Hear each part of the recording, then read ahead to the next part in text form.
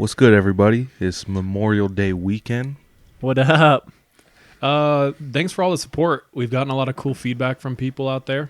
We always welcome that. So if you have any thoughts on, I don't know, what we're doing, let us know. We'd love to hear from you.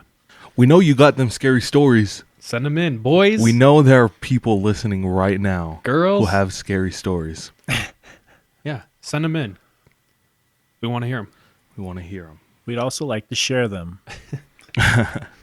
Yeah, so if you send them in, know that we have the intent to turn around and share them. Dude, DJ, you just got back from Jackson Hole, Wyoming? Yeah. Jackson's Hole. How was it? Jackson's Hole is always nice. It was real beautiful. Essentially, we were planning a trip to go to somewhere warm. We planned Vegas, but then hotel prices spiked up because of Memorial Day weekend. Makes sense. So we decided against that, and we're like, let's go to Jackson Hole, which is the opposite of warm. And there was still, like, snow. Was it pretty cold there? Nah, actually. Like, it was chilly. Like, I wore a hoodie, but I wasn't freezing. We went hiking, and it was raining, and it was really... I love the rain, so it was really nice. But super beautiful. Dude, I kind of want to catch up any listeners out there. So we used to record in a cabin up in the woods, and it's up Provo Canyon. It's really beautiful. And off the main highway, you turn right, and you go up this other canyon that gets pretty remote. And that's where Jordan and Sean were living for the entire winter, was in this cabin. So that's where we recorded. But their lease was up, and they moved out, so we had to move to a new place. And Jordan Elmer, actually this time, not a joke, is no longer with us. R.I.P. He didn't die. He just moved to Montana for the summer. Yeah, he's looking to further his career, so he might start a master's program. We wish him luck. He'll be back around in the future, but in the meantime... Charles, Sean, and I will be running this. Yep. We have a few guests lined up to come through and share some stories. Some of the feedback that we've been getting from you guys is you love when we cover like regional stuff, regional folklore and things like that. So we're really looking for people who've actually gone to certain places and lived there. So they can come back and answer all our questions, like, really give us a background history on the people and the culture. So we have some good people set up. Mm-hmm. So thinking about that, I wanted to ask you guys, what is the scariest place in the world, like country? What scares you the most, like thinking about going there? First thing that comes to mind is Papua New Guinea. Ooh. Because they still practice cannibalism there. And the Papua New Guinea warriors, like the tribal warriors. Aren't they called mud? Like the mud people, I think? The mudmen or something? Mudmen, yeah. Have you seen that, like the mudmen? I've seen about it. I've heard that. Like, you want to describe it? Their masks, okay, they just wear a loincloth, and they are covered in, like, white ash and mud, and they have these helmets made out of clay. It kind of looks like Tommy Pickles from the Rugrats. Like a huge head. You know what I mean? Like a huge ball in their head. Yeah. And no eyes, gaping like a hole for a mouth. Yeah, it's terrifying because they also wear like these bamboo slats on their fingers. I don't know what they do with it. Each of their fingers look like 10 inches long. Yeah. Yeah. It's so scary. Yeah. And combining that with their cannibalism practices. Like Papua New Guinea is violent. I had a friend who's from New Zealand and he played professional rugby. And they traveled to Papua New Guinea to play their team there. And he said when they pulled up to the stadium, it was like going to like a correctional facility. Like when they opened the doors to the bus, it was like a covered fence. Like an entrance walkway? Yeah. You know how like walking to like a jail. So they had to pull into that like enclosure and lock the gates and stuff? Yeah. And like people were outside and they were just... Like they're probably just like angry sports fans and hated them because they were from New Zealand, and New Zealand's good at rugby. But he said it was like it felt like there were cops like guarding them like everywhere they went. Yeah, and he said like he felt scared just being in that country. I lived with a couple Papua New Guineans, and I talked to some dudes who lived there for a couple years, And everything I've heard about Papua New Guinea is essentially there's like one main town, and that's the only town foreigners are allowed to go to. It's like their main port, Port Moresby. Other than that, it's a huge country. You cannot go there if you are not Papua New Guinean, because you will be killed. You will be eaten. So they have headhunters there. They shrink heads. And cannibalism's still a real thing there. I had an answer for the scariest place, but you just changed mine. I'll talk about mine, but more on Papua New Guinea. I knew a guy who lived there for a while. He was doing like a service trip with this church there. And he's from New Zealand as well. He was super dark complexion, so he was allowed to go there and do that service trip with his church.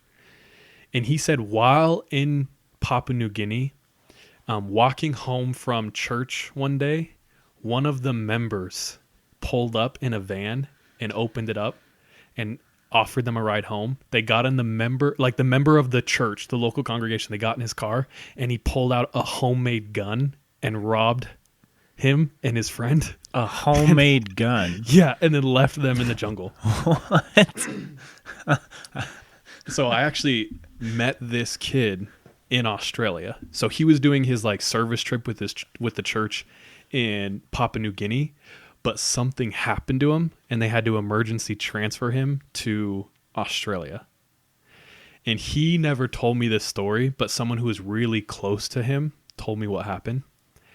Basically, him and his friend who were on this service trip, when you're in Papua New Guinea, you have to be with a Papua New Guinean at all times. That makes sense. And while they were out, they got kidnapped by a group of men.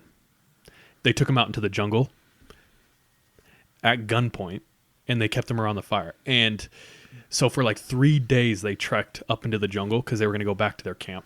And basically, they were going to kill them. And like eat them or, try to get them for money. And one night, all the men got drunk, and he's a huge Tongan kid, right? So all the men are drunk, they're guarding him, and their guard, he said he just felt like the guard was down. So he looked at his companion, and he's like, we have to fight or we're going to die. And so he gets up, and they have guns. And he said he just tackled the nearest Papua New Guinean who was holding a gun but not paying attention, and just started smashing him in his face. And his Papua New Guinean ran over and tried to grab the gun from the guy while they're on the ground, gets the gun, turns and goes, and shoots like 3 of the other guys. Holy. And by this time, everyone in the camp is all alerted. And so there's yelling, and they just take off running. And he said they ran for like 3 days getting hunted by these guys. And he finally got back to the compound. But he said there was like moments in the jungle where they were like 100 feet away running with guns and yelling. And he just had to keep going. But he was a rugby player too, so he could run. And he's big. They got him back to the compound. He got back to safety where like the church met. And they flew him to Australia. And he had to meet with a therapist every week and because he killed a dude. That's unreal. But Papua New Guinea terrifies me. The culture's so It just feels different. lawless out there. Did you ever see that clip of the guy who was talking to a Papua New Guinea guerrilla fighter? Mm-mm. So this badass like ex-Marine who's now a reporter, he got a special interview with a Papua New Guinea guerrilla leader. Whoa. And while he gets there, they decide to rob him.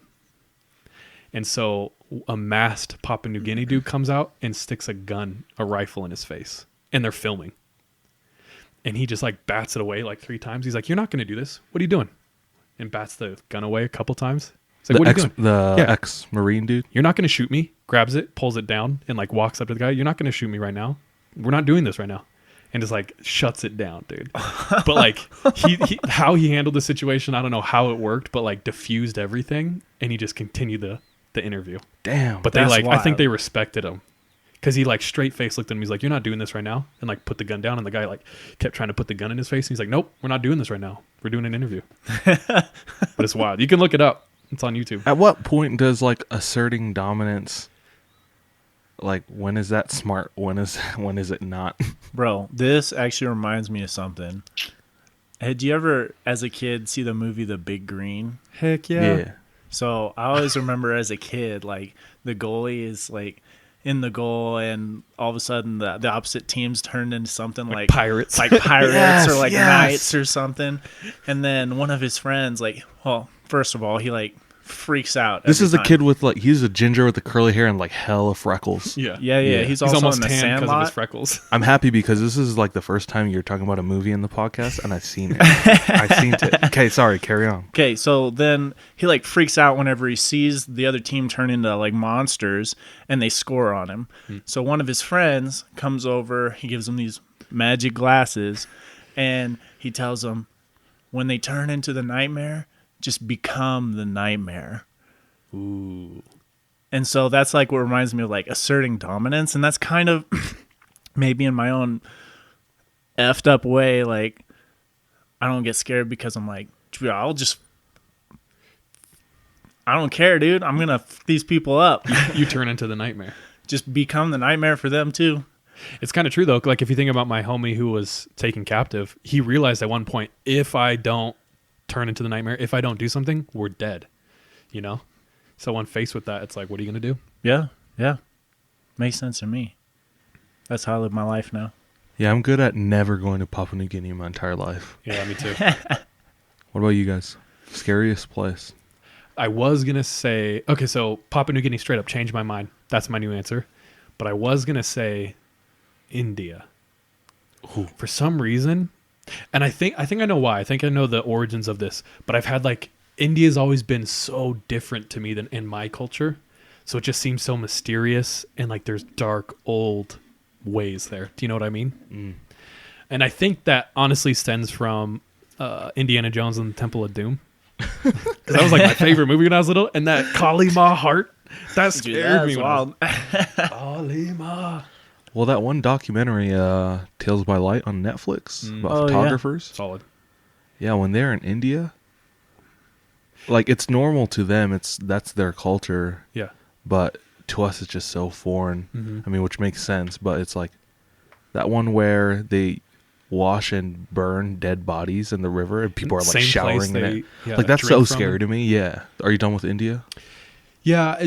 Do you know what I mean though? Like there's just such dark, deep, like black magic in my mind there.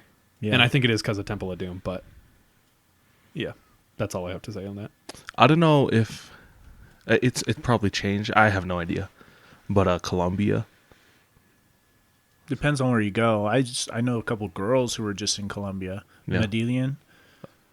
That But, used to like- be that, and like Bogota used to be.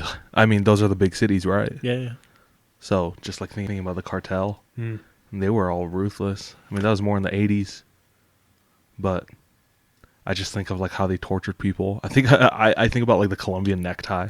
Oh, For those of you out there, like Colombian necktie, they would like slit your neck and then pull your tongue out of your neck to hang out and make it look like a necktie. And that was one thing. That's wild. that's extra, bro. That's so crazy. What a statement. Once again, if you're gonna give me a Colombian necktie, just tell me that, and I'll give you I'll whatever give you want. whatever you don't need want, to do dude. that. Yeah, we don't need to do all that. You don't need to set an example.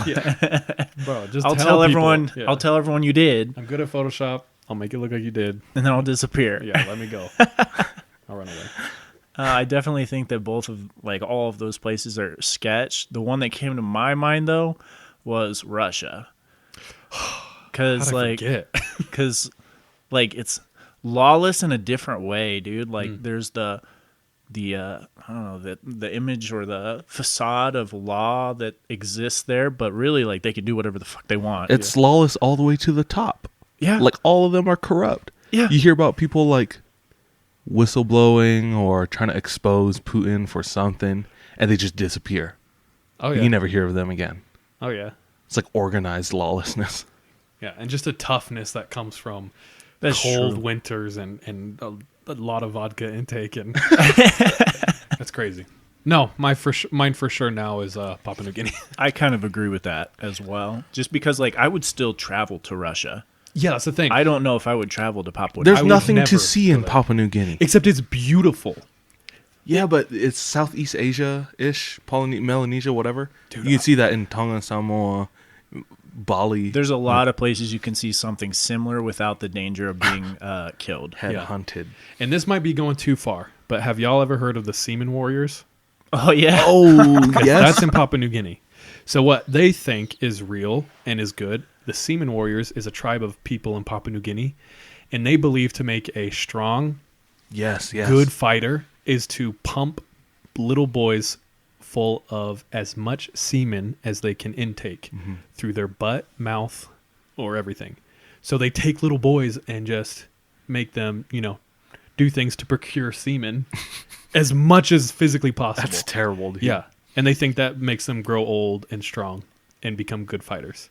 So anywhere where that's going on, I'm not sure I want to Be around frequent. that. You know what I mean? I'm not trying to vacation there. But if that's your thing, go for it. Yeah. Do it for the gram, though. People are out there going, trying to do that for the gram. All y'all travelers out there on Instagram, pretend like you traveling. Yeah, you really want to Go travel? to PNG. You want to experience? You want a real experience? Not all those who wander are lost.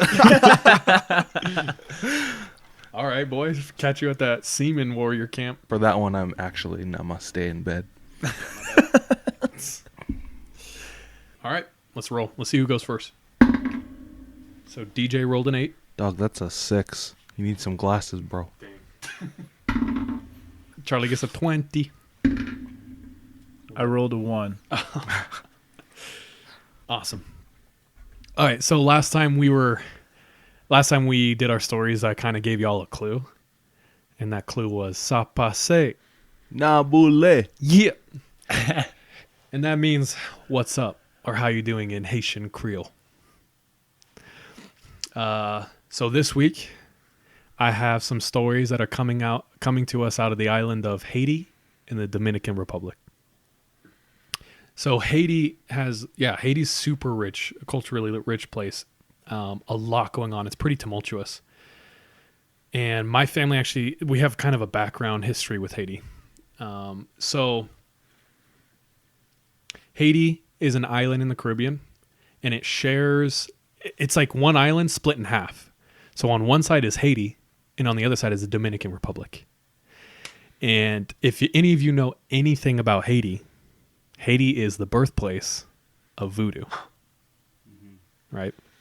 And so do you want to talk a little bit about background of voodoo? I mean, I just looked up a lot of information on voodoo. There's obviously the Haitian version of voodoo, but also there's the New Orleans version of voodoo. Okay. There's hoodoo, and obviously that all comes. Obviously, I don't know if this is very obvious, but this comes from Western Africa. That's kind of where it originated, and voodoo became this mixture of religions, essentially. Okay. So it started in Western Africa. That's where it originated. And then my understanding is that started in Africa, came to Haiti, and really popped off. Yeah, so in Western Africa, it's not necessarily voodoo. It was stuff like juju, Okay. and stuff in Western Africa that were other religions. So they kind of mixed it all up in Haiti. Yeah, it all became one thing. So what is the point of voodoo then in Haiti? And is it inherently evil? Voodoo, Or is there not. a good side to it? Voodoo itself is not. It's a religion. It's a protected religion in Haiti. It's and this can be said for any type of religion or group of people or anything. Is there will be good people, there will be bad people, True. and the bad people are usually those who stand out. Yeah. And that's kind of where the voodoo kind of Gets that negative connotation. exactly. Okay. Yeah, so it's any group has its extremists, right? Yeah. Sure. Okay. So yeah.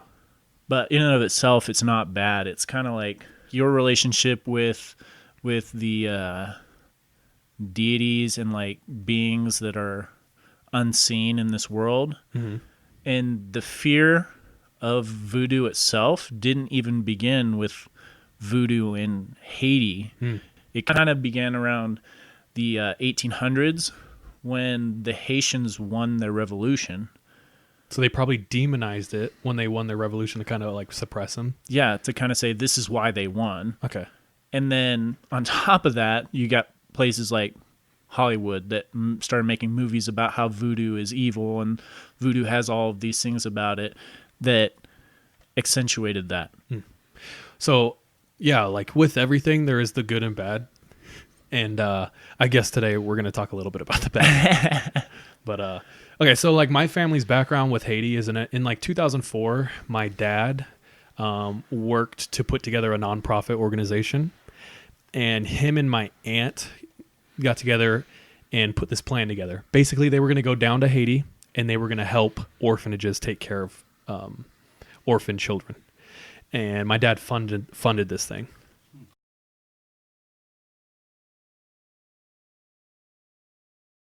So my dad asked my aunt, and my aunt took her 2 daughters, and they went down to Haiti.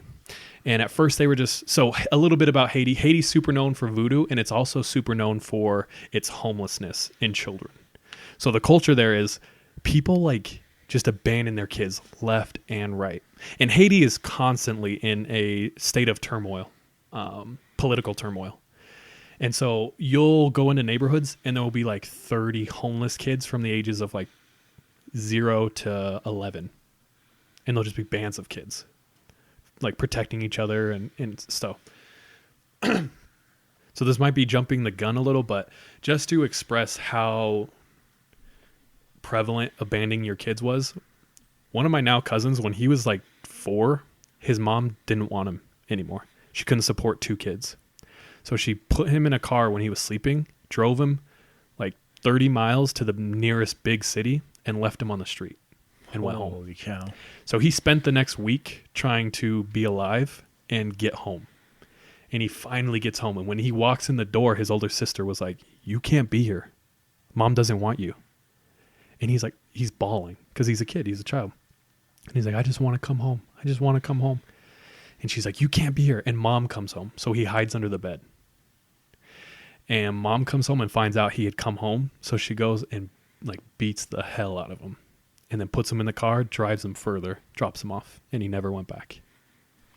And that's like, that's normal. Because it's like, yeah, like here, that happens in the States, but it's very like under the radar, underground. Like you don't, like it doesn't happen obviously as much. Yeah, that's but like the there, rarity. it's like, yeah, it's every day. Every single one of my cousins from Haiti has a story like that. You know what I mean?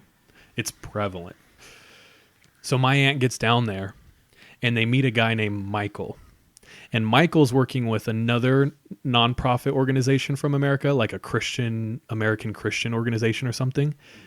And so he's being funded by US dollars. And he has opened up an orphanage and he has all these groups. He has this huge group of kids at his orphanage. And so my aunt meets him. He kind of shows my aunt the ropes and like, this is what you do. This is how you take care of people, right? So like I said, the original plan was they were just going to go work in the orphanages. And it was working with kids ranging from newborns to 10 to 11, because if you're older than that, you get sold into like sex slavery, or you get sold as like a high-end maid to like richer people. And so my dad sent my aunt down to Port-au-Prince down in Haiti. They meet Michael. Michael starts showing them the ropes, right? And they're like working with Michael. They're helping out in the orphanages. And then one day, a group of about 10 of the boys, they come and they meet. My dad bought this home down in Haiti. Mm-hmm. And so 10 of the boys from Michael's like orphanage come to my aunt and my cousins, and they're like, "We need to talk. We need to tell you the truth about Michael." And they're like, what's going on? And they're like, he's a bad man. And basically, Michael had been molesting or raping every single orphan in the entire orphanage. And this is being funded by the U.S. The U.S. have no idea they're funding this rapist down there. Oh. So he's getting all these kids off the street, and he's like taking advantage of all of them. Every single one of them. It's disgusting. Yeah. And so the second my aunt hears that, she said, "Nope. Get everyone in that orphanage, and you are all coming to live in this home." So that started like a war with this guy. So most of their efforts was like trying to protect all of these street boys from Michael. And so from that day, they all moved into my aunt's house. But that's just kind of like that's what it was like down there. Yeah. And there's a ton of civil unrest. You can't go outside when it's election day because everyone's rioting. That's so infuriating. And it's infuriating as well because it's like, you can't, what do you do? You can't do anything about it. Just like let it happen. It's like I feel guilty at the same time. Just sucks. So my aunt was there for a really long time, like years. She was there for years, came back to the States for a while, went back for a couple more years. And she eventually had to leave because it got so bad that, like, if you were not Haitian, they would kill you. This is going on. They're doing a lot of good work with the orphanages, my aunt. Mm-hmm. And my aunt had several run-ins with voodoo. And just by living there and being immersed in the culture, she's learning the language and just traditions from years of living there. She hears all these stories. And so I called her on the phone, and the way she talked about it, people there believe it 100%. And it's just as prevalent, it's so entrenched there that it's on the news. Like a lot of the news stories in Haiti. She said she remembered one time watching the news, and the whole story was about how all these these voodoo instances, and they're talking about it like it's fact, right? Mm-hmm. Or when she would go to church, the bishop was like, he would blame things on voodoo. So I'll tell my sister's experience. So my sister is getting ready to go down to Haiti, and before she goes down, one of her friends is like, "Hey, have you ever seen that movie about like voodoo in Haiti?" She's like, what movie are you talking about? And it's called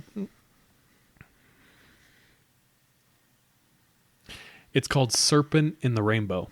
And it's a Wes Craven movie from 1988. It's like a documentary or a movie? No, it's a movie. Okay. It's like scripted, but it's based off true events. Okay. Dude, Wes Craven is the same guy who does like Scream. Yeah. He does The Nightmare on Elm Street. Like he's got a lot of he's a scary classic movies. Horror director. Yeah. I like his style too. Yeah. So basically the story of Wes Craven's Serpent in the Rainbow, and I've seen a little bit of it, and it creeped me out before I knew anything about Haiti, right? And it's about like these voodoo priests who, what they can do is they put a spell on you, and you appear dead, 100% dead. No pulse, no sign of life. You could burn your arm, and you wouldn't react. That's some David Blaine right there. For sure. Okay, Sean just looked up the promotional poster for Wes Craven's The Serpent and the Rainbow. There's like this, we'll put it up on the gram, but there's like this kid with a white face and like a red cross stained on his head. And I'm not trying to, oh my god, that's all I'm saying. Yeah, but basically they have the power to do that to you. So you'd appear dead, and they'd bury you, and you'd die in the grave. What? Mm-hmm. Like so just like Expelliarmus or Stupefy. Yep. Or both. Yep. Into one spell. Mm-hmm. And then that's not what kills you. What kills you is they bury you alive. Yeah. And then the big dead comes. So they showed Brittany this days before she flies down to Haiti, and she's like getting on the plane like thanks, dudes. I would if they buried me alive. I can't move. I was gonna say I would like cross my arms and just like stick out both of my middle fingers so that when they found my body, I would exit my it's bowels. like my last my last message to them. Anyway, so needless to say, she's like, sick. I'm flying down to this island. Dope. Can I not go anymore? So, but she gets there. She loves the work. She's like immediately, just her heart melts because she sees, she gets to see how people's real life is when you don't grow up in a place like America, And so she's into it. A couple months into it, she loves the culture. She loves the people, and she loves working in orphanages. And one day, her and a huge group of the boys, and they're trying to get to this place in the city. And so she's like at the back of the group, and they're walking through all these markets. Mm-hmm. And she starts seeing all this stuff that looks really cool. So she's like staying behind and just checking stuff out. And without realizing it, she becomes completely separate from the markets. So she's alone in the markets. And she looks down this one aisle of like tents and stands. And at the end, she sees this one stand that like catches her attention. And it's like in the back of this little aisle. That's cinematic, bro. So she goes back there to this one tent. She says she walks up, there's all these shells hanging, turtle shells.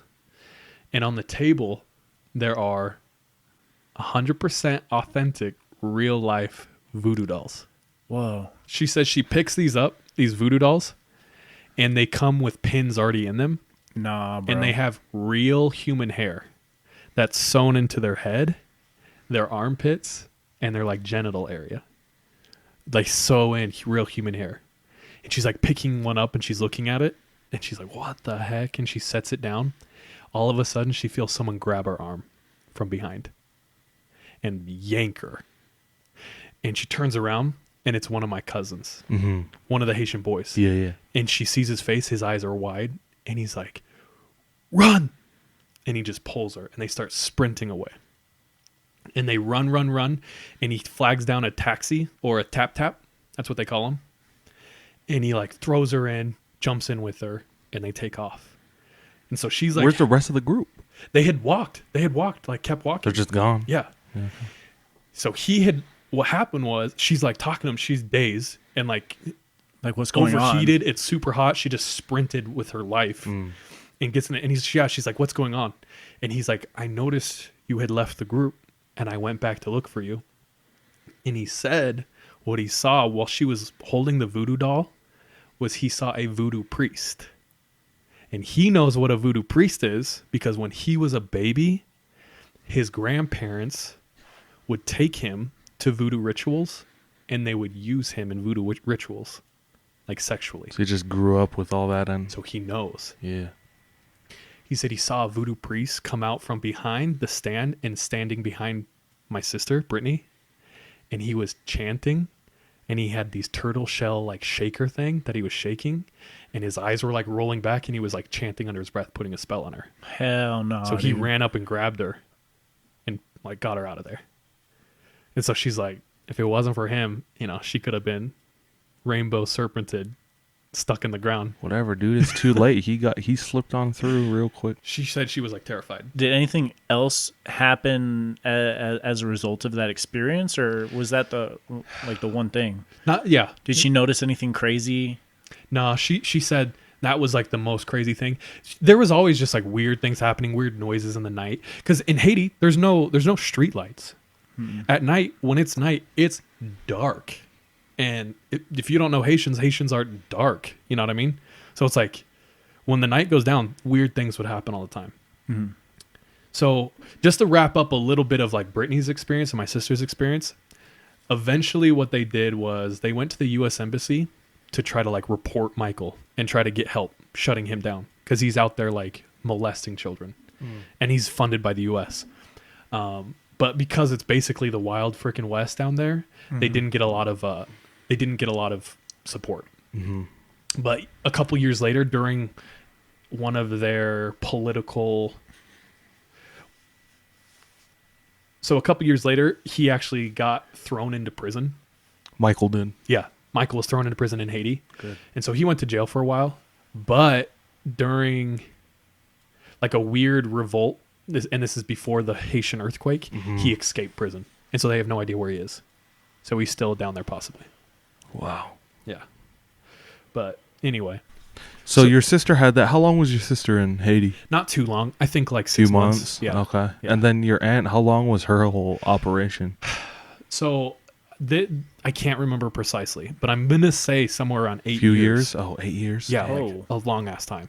Okay. So my aunt, yeah, obviously she's there forever. So she had bought this house, or my dad bought this house and like funded this operation. She's living in this home and she brings in all these boys. She's trying to save from Michael. And two of my now cousins. Okay, wait, sorry, real quick. While she was doing this, did Michael know what she was trying to do? It was a full on war. Like he would, Yeah, yeah. what- it was like- dangerous. They had to do things secretly. They had to hide. They had to like watch out for Michael. And like some of the boys in Michael's side were loyal to Michael. So she couldn't get enough evidence from those things to, like, get the support to take him off of his whatever? I think it was just like how they explained it is they tried to get a case together against him. They went to the U.S. Embassy, tried everything they could, and they couldn't get him shut down because it was just like, the government there is, they can barely feed or keep the infrastructure together, so they don't care about this one American who might be taking advantage of some street kids because they don't care about street kids. So, yeah. That's so sad. Yeah, it was intense. I remember I was actually supposed to go down there and visit, and when I turned 16, but by the time I got old enough, it was like too dangerous for anyone to travel in. So I didn't, but I almost went. But so my aunt is like dealing with all this, and two of my Haitian cousins, their background is in voodoo. So like I said, one of them, the grandparents, really into voodoo, and their daughter had a son, but their daughter was not into voodoo.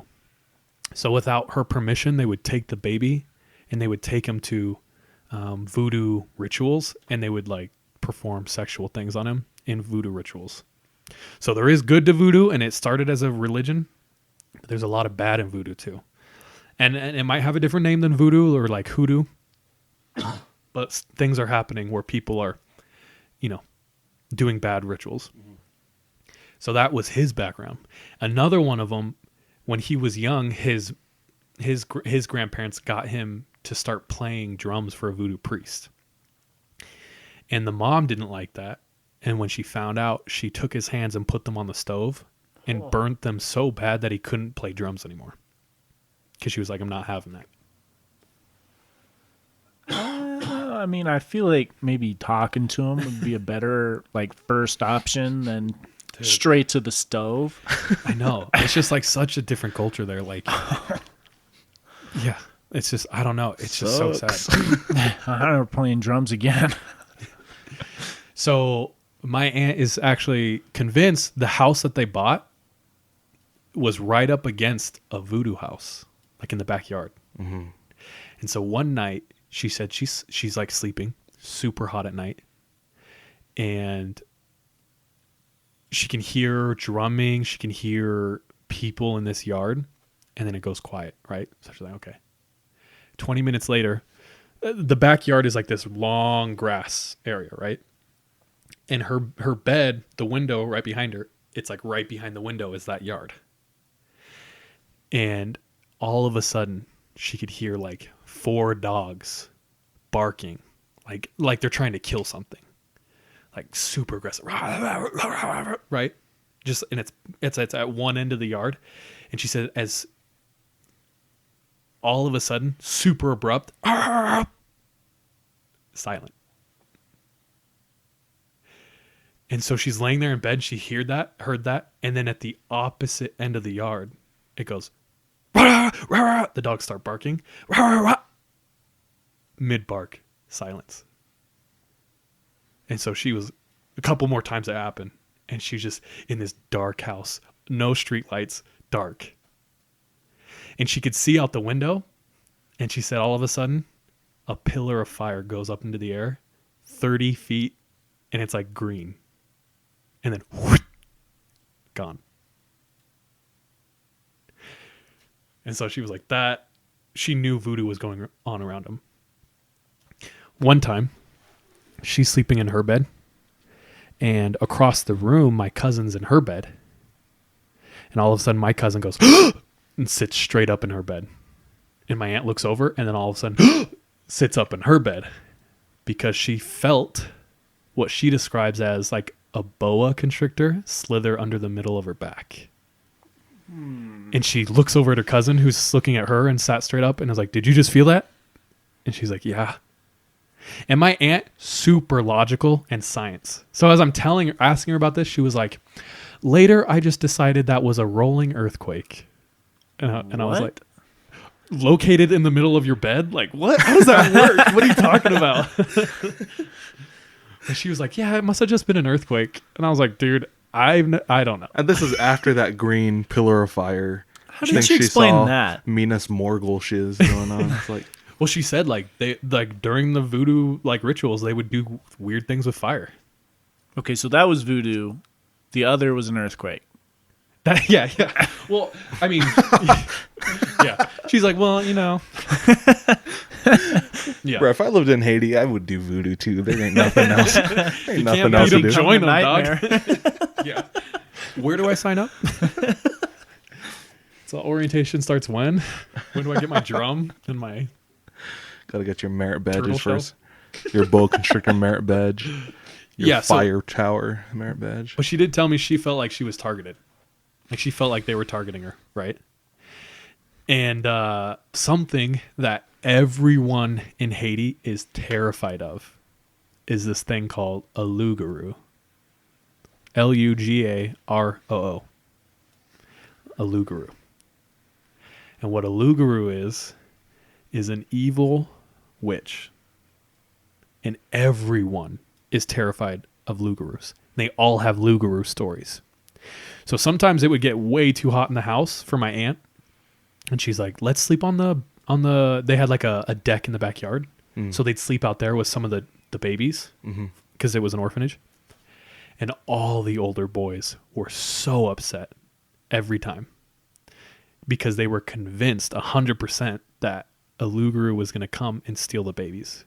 Because that's what lugurus do. They target babies and children and they take them away and they do, voodoo rituals to them. So the boys were like near tears trying to convince my aunt, like, don't take these babies out there. They're going to get snatched by lugurus. She's like, it's fine. Like, she didn't believe in lugurus at all. And that was actually one of the things. So they're sitting in church and one of the local women in the church congregation had lost a baby. And the bishop, like the head of the church, got up on the stand and was like, oh, we're so sorry for the loss of so-and-so's child. It must have been a luguru who took her. And they were like, and she pulled him aside. Everyone else was like, yeah. And everyone in the congregation was Nodding like, their yeah, head. it must be. And they're all terrified. And my aunt's like, took him aside later and was like, lugurus are not real. Like, and so they believe in lugurus so much. It's akin to like the Salem witch trials. So during my aunt's stay in Haiti, she met a Catholic priest. And by the time she met him, he had left the monastery. So he went to Haiti and was at a Catholic monastery down in Haiti. And he left the church because of a lot of the things he saw down there. And he kept a journal of all of his experiences. And he gave that journal to my aunt. Why? Just because he trusted her? Or... I don't know. And she says, I don't know why he gave me this thing. But for some reason, the time that they met, the conversations they had, he like, I want to give this to you. And gave her this freaking book of his like weird encounters with voodoo and stuff down in Haiti. Like the reason he left his faith, he gave it to my aunt. And she's like, I'm talking to her so casually. She's like, I mean, I think I have it somewhere. I'll look for it. And I was like, yeah, if you find that, let me know. Send that over. But my other aunt went down there and started translating this little journal. Mm-hmm. And she said she only got through one story. And that basically was he had gone out to this village way out in the middle of nowhere. And this woman had 2 kids. And somehow... And like I kind of mentioned before, this is kind of akin to like the Salem witch trials. But somehow this woman gets accused of being a luguru, and everyone in the village turns on her. She has 2 small kids. And they go to her house at night, and they light it on fire, and they chase her out of town, her and her kids. Just because someone said she might be a luguru. Mm-hmm. So they're like serious about it. So lugurus are, like I said, witches, and they can shapeshift. I'm sorry. So the most common thing they change into is cats, and then they steal babies. Bro, that sounds like the freaking Scooby-Doo monster zombie island, bro. True. Just straight up cats turn people to zombies. Dude, and that's in the South, so they probably like took a bit of it. It's probably something related. Dang. Did you have any more? I know you. Okay, I know you have more. Yeah. Are you going to continue? I'll just kind of wrap up my aunts, and then I'll share one more after you. So my aunt was down there forever, went through a huge ordeal, and my dad, helped her throughout the whole thing. What ended up happening was she adopted 9 Haitian boys. And when they got to the U.S., they lived in my home for about a year. So I lived with these boys, these Haitian boys. Mm-hmm. And they went to my high school for a while. And it was just crazy. Like, I'm thankful for it because I was young and I, at a very young age, like saw how different life can be. And there's no reason why I wasn't born in Haiti and they weren't born here. You know what I mean? So it was interesting. Yeah, I have a lot of stories. Like one time they were in high school and someone made them mad. So they went home and got a machete and tried to come back and take care of them. And my aunt was like, no. Like, this ain't Haiti. We can't do that. That's wild. Yeah. Actually, one of the girls who came to Jackson Hole this past weekend, she was telling me a bunch of her stories. Ooh. And I love that. I love when you find someone and it's like you don't know, that they're into that. And then like once you like break the ice, and all of a sudden it's just like bang, bang, bang, you're trading stories. That's my favorite. It's interesting how scary stories is something that people can connect on real quickly. Mm-hmm. You know, like you have to get to know someone first before you can talk about religion or Yeah. politics. But scary stories transcend all that. Yeah, it's weird. But yeah, she shared a bunch of her stories with me, and Was this like in the ride up to Jackson Hole? yeah. Dude, I love... Or in the cabin while you were staying. I told them, I was like, should we save this for when we're in the cabin? Uh-huh. And they were all like, no, let's tell it now while it's daytime, which is fun. I love road trip story time, though. Yeah, dude. She just shared about how, this is about a year or two ago, but she took a work trip with some of her coworkers up to Tennessee. And they stayed at an Airbnb. And while they were there, she was in the living room. There's a bookshelf. She just grabs a random book.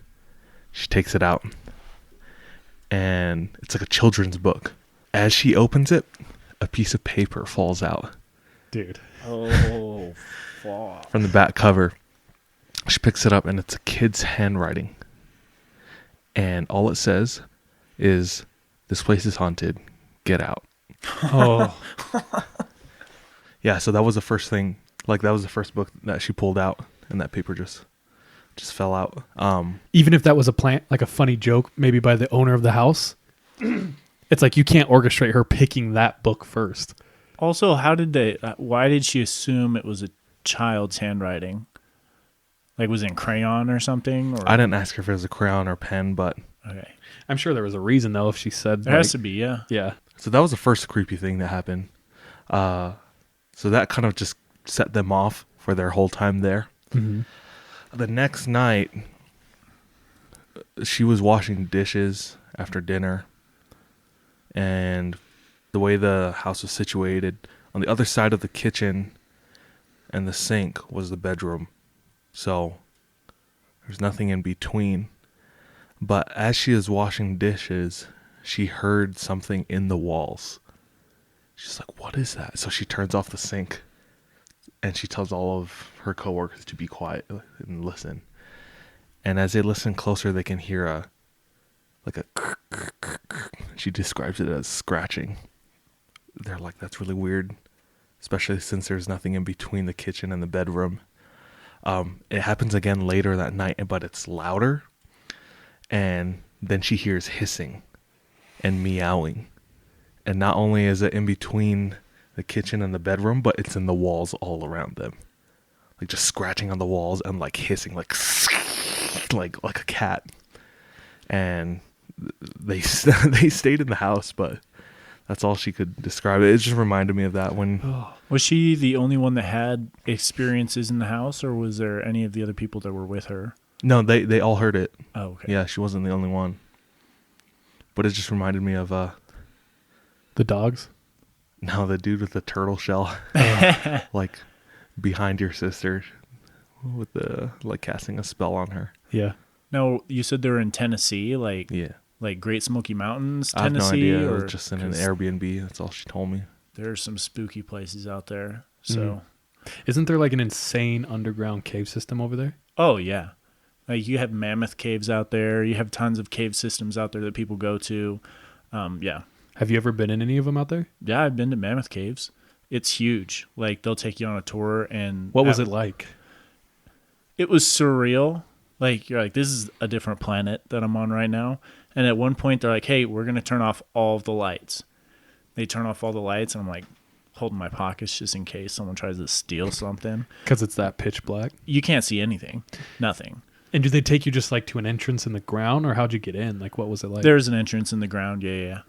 But, like, there's that kind of stuff that goes on out there, and especially the Great Smoky Mountains, just spooky. Like eerie. Eerie. Like, not only is the ambiance with the Smoky Mountains there, like, Civil War happening around there. You know, there's hella ghosts just floating around, you know? Actually, I kind of have a story. Shoot. Okay, so this isn't mine. This is one of our good friends.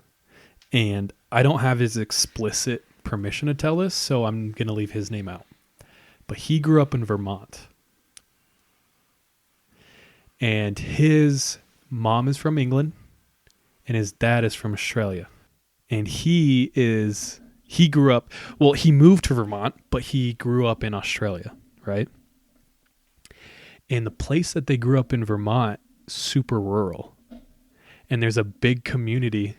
So he grew up in Vermont, and the place where he's at, super rural, and there's a big community of Wiccans out there.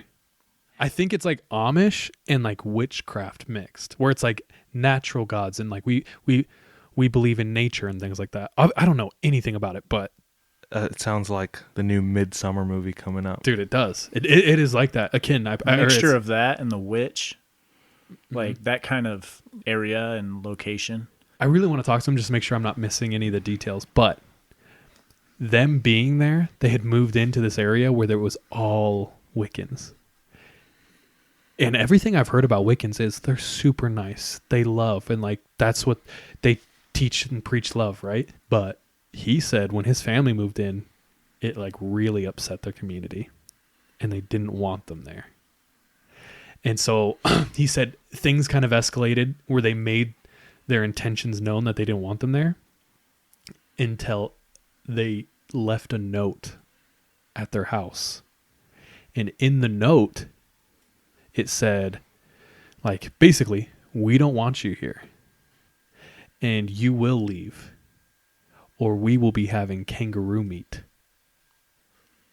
And the guy who read that, like one of the local people, he was like, that means they're going to kill your mom. Because they thought his mom was from Australia, but really she was English. But that was a direct threat to the mom, saying, we're going to kill you. And they had to freaking move. That was like this family moved into a neighborhood. Where was it? It was here in the States. Yeah. They moved to a new neighborhood, or like a few days before they moved into the house, they went to go check on a few things. They already signed the paperwork. The house was theirs.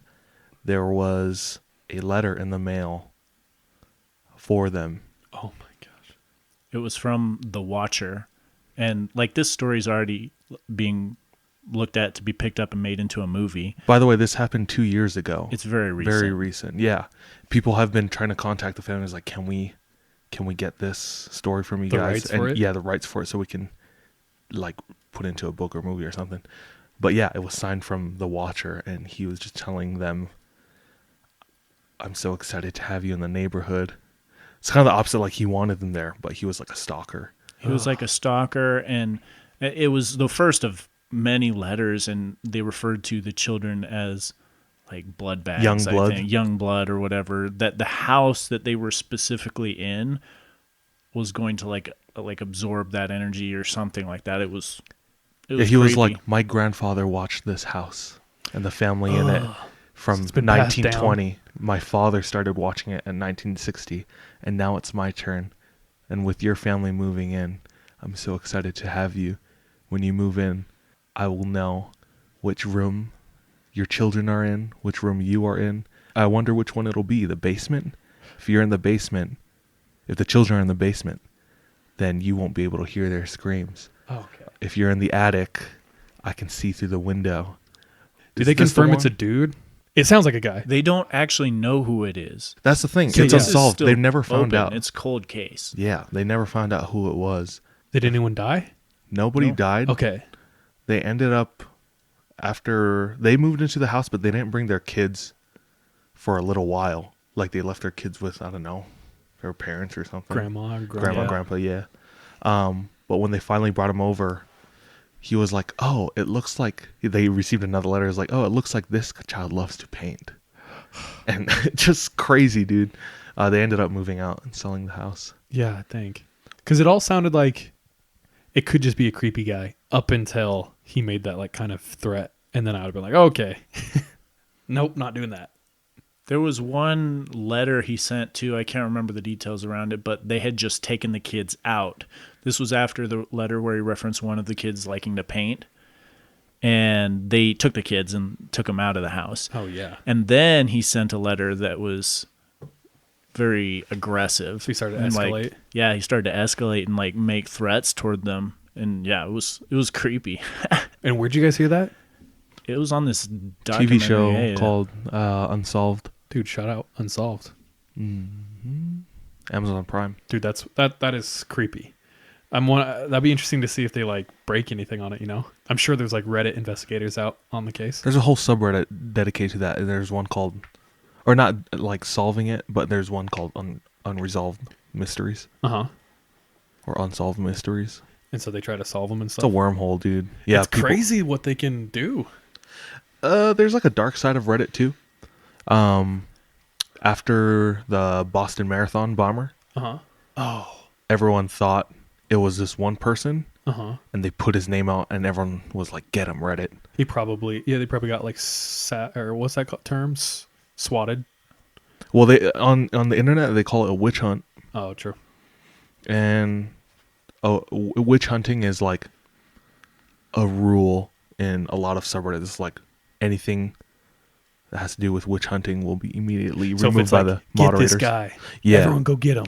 Yeah, and that was like one of the big things that changed the culture in Reddit too. With that guy that they thought it was, people were sending him threats and all these things. He ended up committing suicide, and then they found out it wasn't him. And everyone on Reddit was like, "Damn, That's probably when we they gotta cracked like down step on it. back." Like, but there have been times where they have been right. Yeah.